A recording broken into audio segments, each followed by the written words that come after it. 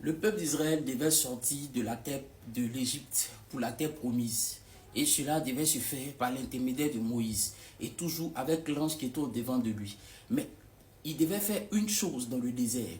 Il devait sortir pour adorer Dieu, pour servir Dieu. Voilà pourquoi Moïse insistait à Pharaon, disait à Pharaon de laisser aller le peuple.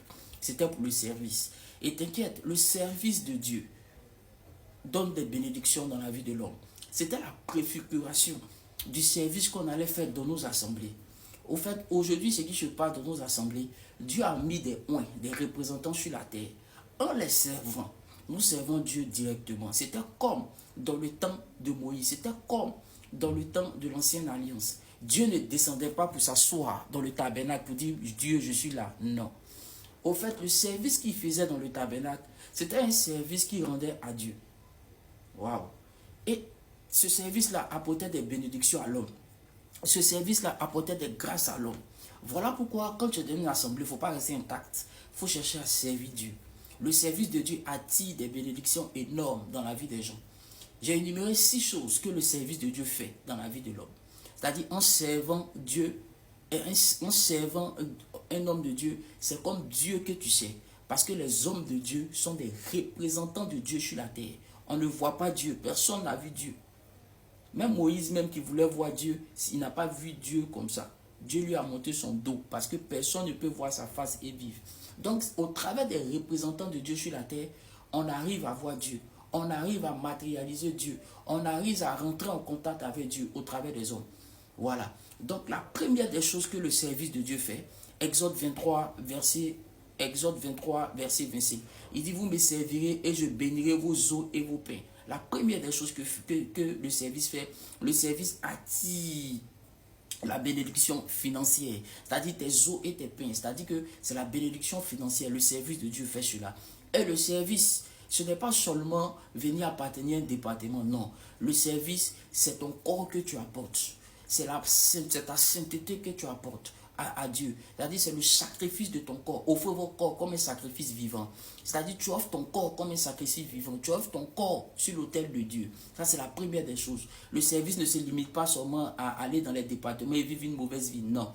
La première des choses, ils devaient offrir leur corps à Dieu. Ils devaient marcher dans la pureté, dans la sainteté. Marcher dans une sanctification. C'est ça Dieu veut. Et la deuxième des choses que le service veut dire, apporter les sacrifices, apporter les offrandes à Dieu. C'est ça le service.